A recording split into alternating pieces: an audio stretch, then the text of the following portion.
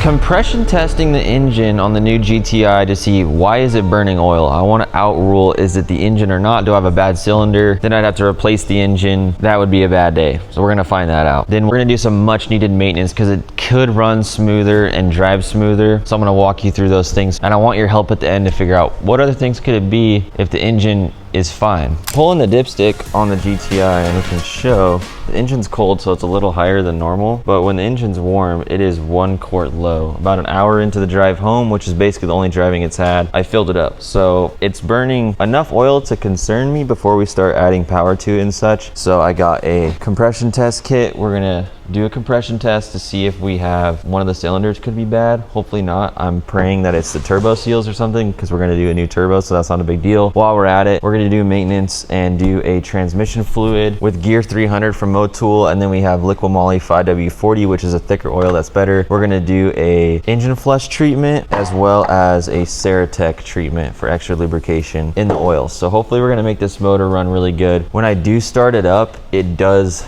like stutter RPM and it's like whoa, whoa, whoa. I mean, you can tell the engine mounts are kind of maybe leaving the chat. So this engine doesn't run bad when it's warm, but when it's cold, I do not like the sounds it makes. And we'll just give it a proper treatment and see what we can do. Pull off the oil fill cap. Take our engine flush. Has like a red tint to it. We're gonna pour the whole thing in. Actually, it's more like looks like a Monster. Looks even more like a Red Bull. Oh yeah, this is gonna clean her out nice. Okay, I'm gonna let this run for a good 15 minutes at idle only, and then I'm gonna get the car on the lift. We're gonna drain the oil from the bottom instead of suck it out from the top like we normally would. Because with this engine flush, I wanna drain everything out of the bottom. I don't want any residual, which can happen when you suck it out from the top. Any tools in here? No.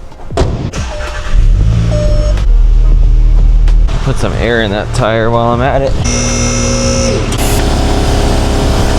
Quick break, we have a little something special in this box. Series like this would not be possible without companies that make things like in this box. Wolfbox G900 Pro dash cam rear view mirror. This is the newest version. These are cool. We've had one on the channel before. 4K resolution, Starvis 2 technology, voice control, 5 gigahertz Wi-Fi, GPS, and a 12-inch touchscreen. Included in the box, we have a front camera, which you have a plate mounting option, so we can see when we're getting really close to things. You have a video record feed of the front. You have the rear view mirror, and then you have the integrated dash cam on the back. Those tabs that hang out, you can remove them and get a full mirror replacement kit if you wanted to hardwire it and hard mount it, which I'll speak more to that in a bit. You have the power cable, some mounting accessories, a GPS so it gets accurate reading, so for the data for everything on the files. You have a rear camera you can mount to the back of the car anywhere, a hardwire kit to power everything, keep the wiring as clean as possible, user manual, plastic pry tool, zip ties,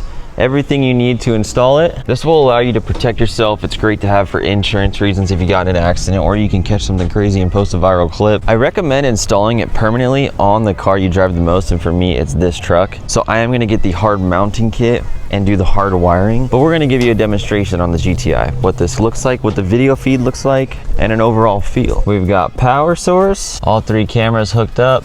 Pull off our protector. Now we have a functional mirror. See the rear, front curb, and the dash cam. You can see how close we're getting to it. And that's enough. Show rear camera, show front camera. But if you don't have a backup camera, this would be a nice addition, and you can wire it to your tail light so it clicks on when you go into reverse. Show front camera. Now we're scanning the front visuals. You can see the quality and how easy it is to get someone's plate. See how close they get. They got pretty close. There'll be a special link with a discount in the description for this Wolfbox G900 Tri-Pro model. Really cool. Thank you, Wolfbox, for sponsoring today's video. Let's get back to it. It's been 15 minutes. Just shut the car off. It never doesn't get weird. I played myself. Gotta pull the fill cap. You gotta pull the fill cap. Amateur hour. You don't have to, but it flows a lot better out of the engine. And then this is a 32 millimeter. I'm gonna use my torque wrench to remove it. This is 25 Newton meters. When we go to put it back, pro tip when you're doing engine flush, take out your oil filter first, because there's a lot of leftover engine flush and oil that's really thin that's in the system. And when you remove the filter, it's gonna drain back into the pan. It is bizarre it goes this high. It is bizarre. We got the high-rise lifts from Benpack. It is in the stratosphere. Get a rag handy. Oh yeah, this one's perfect. Oh gosh. Oh, we're spitting everywhere. Oh no. Oh no. Wow, this is a disaster. Sick. Oh, that's so hot. Oh my lord. Even the pipe is hot right here. Oh, that's why we got this floor coating. I'm gonna need some more rags.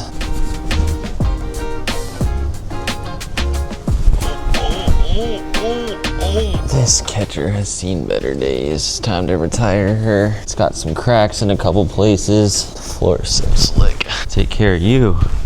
You're full of oil. We're back. In the oil change kit linked down below, there's a brand new OEM plug with a brand new OEM O-ring. I don't love plastic, but what I do love about this design is it tells you when it's bottomed out. So you know you're good. Just wipe this off so we don't drip. Now we can do the rest of the work from the top. Let's go ahead and set this up. So we have our old filter. Get our new filter from our oil change kit, linked down below. New O-ring.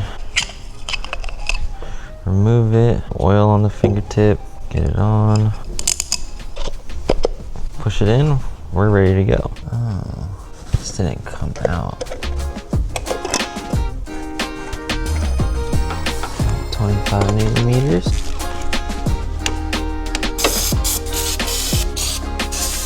Let's just see this little bit that comes out of here. The oil filter, if any at all. Oh yeah, that's best case scenario. And all this. I love using these because it's a funnel, you can measure. It's 6 quarts, but 300 milliliters of it is replaced by the Liquimoly Ceratec product. High-tech ceramic wear protection for engine and manual transmission. So we're gonna pour this in. It's really thick, and ceramic properties to lube up those bearings. So we're putting a 5W40 in, which is a thicker oil. This engine is gonna be so happy after we get done with this. We're filling it to that top line.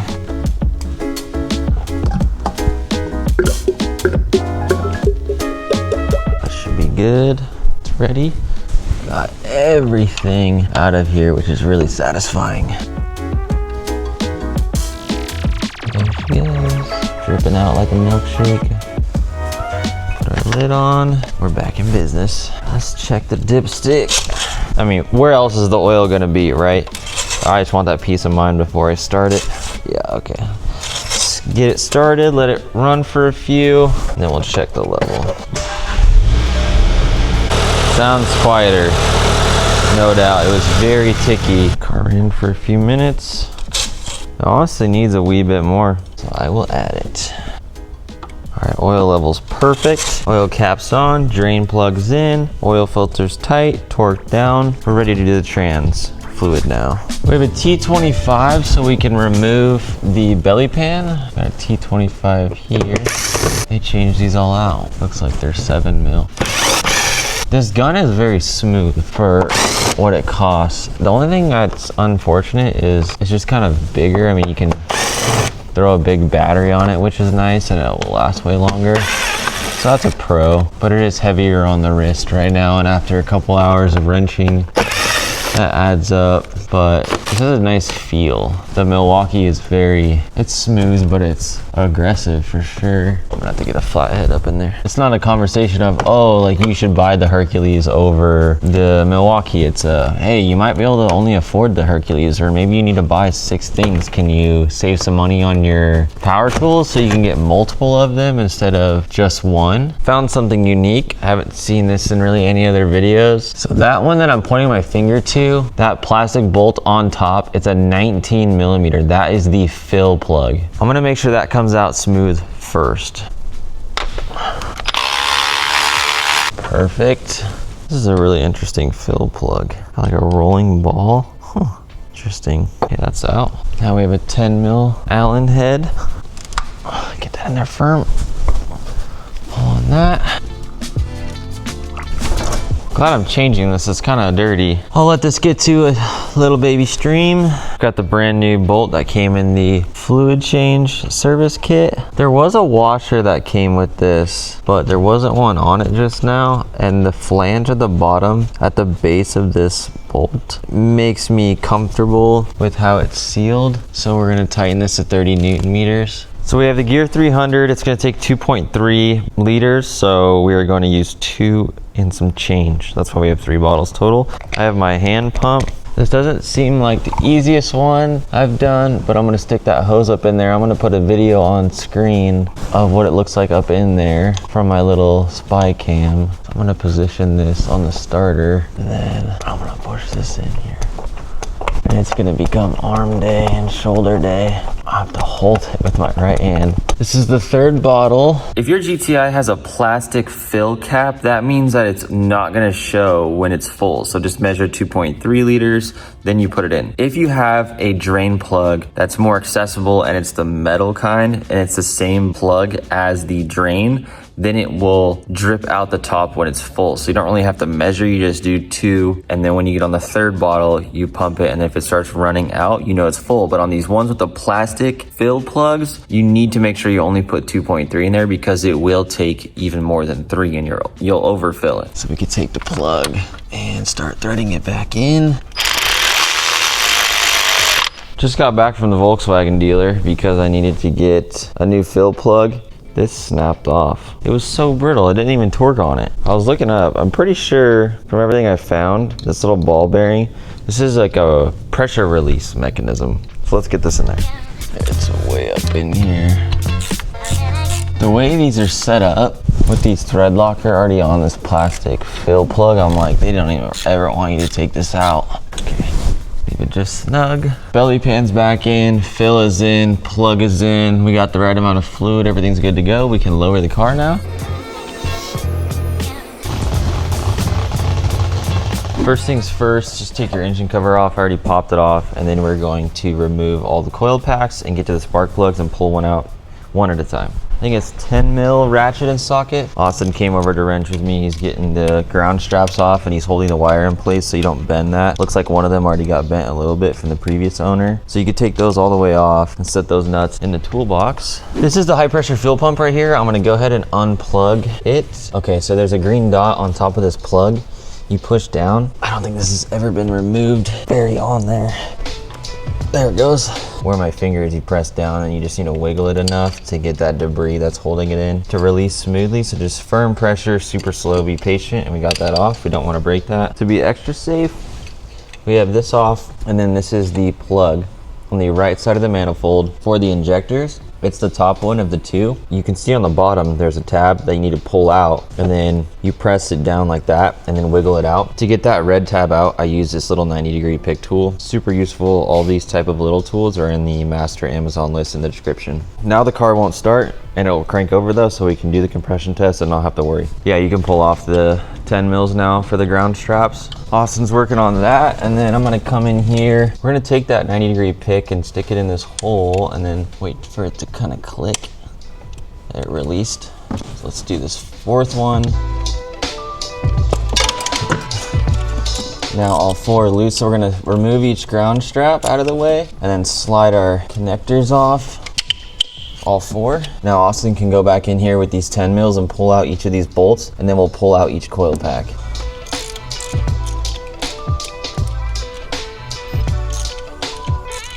See if you can pull each of those coil packs out. Sometimes they're stuck, sometimes they're not. Just from that little bit of runtime. 16 mil, get a spark plug out. Oh yeah, that's anti-seize. That scared me. Yeah. Is there metal on that tip of that? All right, Austin's gonna pull out the other 3. Then we have a magnet to get it out at the end. Oh, look at this. Yeah, check out this one. Look at all that corrosion.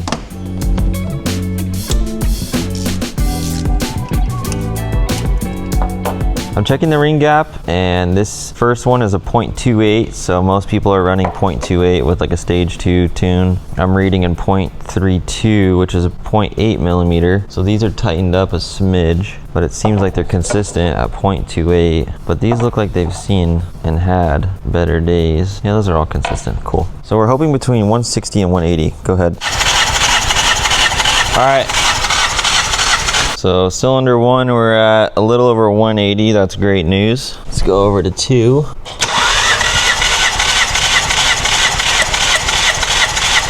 All right, that's good. Sweet, we got 180 again. Pop over here, cylinder 3. That's good. Same amount, cylinder 4. All right, we're good. Well, that's best case scenario. Engine is healthy, thank you, Lord. That's great news. We can push power to it and not stress. We're gonna do spark plugs next and then the rest of the maintenance. But what do you think could be burning the oil? Is it turbo seals simply? Should I stress about it? Should I not? It's not burning oil fast enough to really give me stress at all. So let me know in the comments what you think the highest probability of causing that oil to burn would be, other than turbo seals. Or if you just think it's that, I'm sure a lot of you have had the same exact experience on a motor with 80 something thousand miles this car has. We have all of our old spark plugs, and then here's the new ones. These are the Bearu brand Z345 Ultras. I'll leave them linked in the description. These technically came in the turbo kit that I got. Whoa, these like way crazier. Oh yeah, the tips of these are way different. These must be pre-gapped. The old style that was in there is called a J-gap electrode. That's more standard, and this is called a fine wire electrode is the new one. The fine wire is more precise and has more of the spark exposed, so you should have more consistent spark ignition and make it easier for the engine to do what it needs to do with all that pressure from the turbo in each cylinder. So this is an upgrade. Something cool about the fine wire electrode is that you don't need to gap it. It comes pre-gapped, and since it's so exposed, you know, it's not like you even really need a gap. So when you look at it up close, you can see the difference in the design. It's more of a simplistic route. Yeah, take a look at these.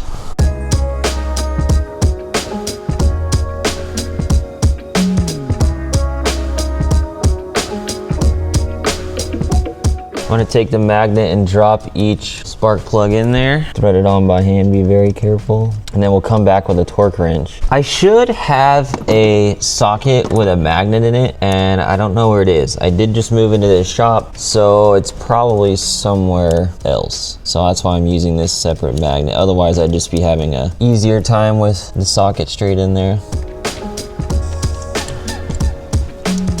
I'm wondering how much of this engine shaking on cold starts was from possibly these spark plugs not igniting as smooth. I don't know if that's even a thing. I think it is. I don't want to be too certain and act like I know everything. And then doing the Ceratec treatment with those extra ceramic properties inside the engine so that the bearings and everything are as smooth as possible. So we'll see how she runs after this. We're gonna go 30 Newton meters. Nice and slow. Inside the coil pack that had the spark plug that was corroded, I want to get some contact cleaner and clean this out. Let that dry out thoroughly. We're doing it proper. I got some diametric grease. This makes sure no moisture gets where your spark plugs are so that you have a good clean contact. So I'm gonna take some, put it in the tip right there. So when I push it down on the spark plug, it ends up making contact on the top. You don't have to do this to get your car to run right, but it is a proper thing to do, and not gonna lie, it's my first time doing it. Some of the cars I pulled apart, it's already had some grease in it, so I didn't really sweat it. My frontal lobe is developed, like I've been saying. So things like this are starting to excite me. And these are already marked.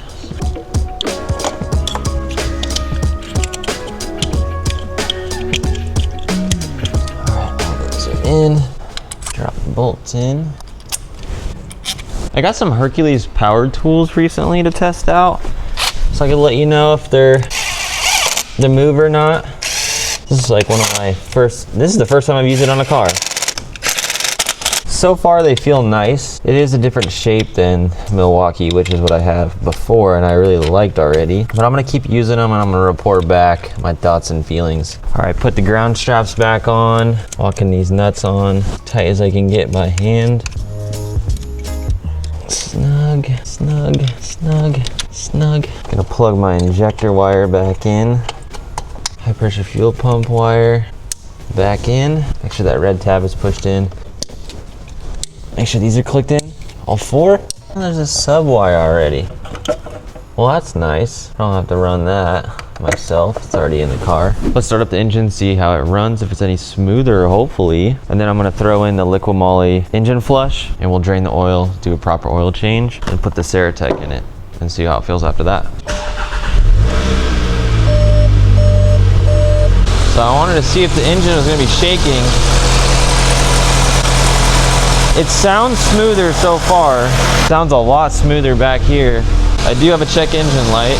This is already a lot better. I think that cylinder 3, it's shaking a little bit, but it's not like doing a it sounded like a misfire. Plug in my scanner. It sounds better though, so I'm confident that made a difference. Like asking myself, is it placebo or is this thing running that much better? And I genuinely was concerned every time I cold started it, how rough it was running. I do not feel that way about right now at all. It would shake in here. All right, let's see what we got here. You don't need one of these big scanners. You can get one of the little fun ones. I'll leave some options in the description. You should definitely check one out. This car does have some weird codes from the salvage accidents, scanning all the modules in the CAN bus system. It's called CAN bus. Yeah, let's chat right now. The CAN bus controller area network diagnostic system is in a vehicle. It's like a group chat for your car's computers. Instead of each part having its own wiring, they all talk to each other through a shared network. When something goes wrong, like a sensor fails or light stops working, your car stores a message called trouble code that a mechanic can read using a scan tool, kind of like checking the chat history to see what went wrong. Okay, so let's see this one. Crash shut off active, whatever that means. Cylinder 1 injector circuit. Okay, that's all expected. So I'm looking for, so let's clear. Okay, it's clearing that one. We'll look at what other errors are left. But the engine code is gone. What's this ABS? Tire pressure. Oh, okay. Yeah, that's a low tire, the front left. So we can fix that. It's not an ABS brake problem. Weird, this crash. Let's look it up. So we can tap into it, enter.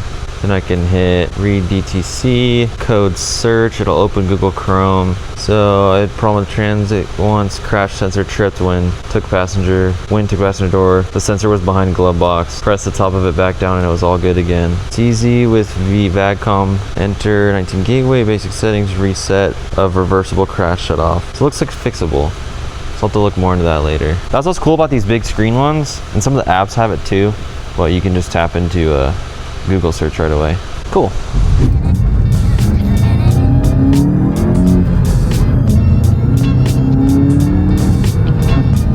Drives nice and smooth now. Need an alignment. Transmission feels nice, a little bit smoother when you put some new high quality fluid in it. The car pulls much smoother under boost. With the new spark plugs, I can tell it's happy with the oil. The engine's a little quieter. I do need some new motor mounts, all of them for sure, even the transmission mount. I don't know what I want to do. I'll probably go OEM, but we'll see. If you have other aftermarket ones that you like that don't have a ton of vibration, let me know down below. I'm still gathering parts and I'm excited to lean into you guys, see what you run and figure out what I should be talking about, so that other individuals that are new to cars and maybe this is their first sports car, they know the good stuff. Let me show you something. Statistics on the channel. Projected subscribers, 493,000 in 705 days. Imagine how long it would take to hit 1 million subscribers at this rate. I've been at this in it'll be a decade. So it'd mean the world to me if you hit that subscribe button down below. I want that gold play button before I die. So if you enjoy the channel at all, if you ever gotten any value from it, if you hit that subscribe button, that would mean the world. Thanks so much. Are you ready to mod this thing with me and destroy the OEM clutch? Add some more power? I'm gonna leave this video right here because I think that's most likely what we're gonna do. But whatever we do next, I'm gonna leave it here. So we'll see you there. If you're here early, this video ain't gonna be there yet. So come back, hit the subscribe button.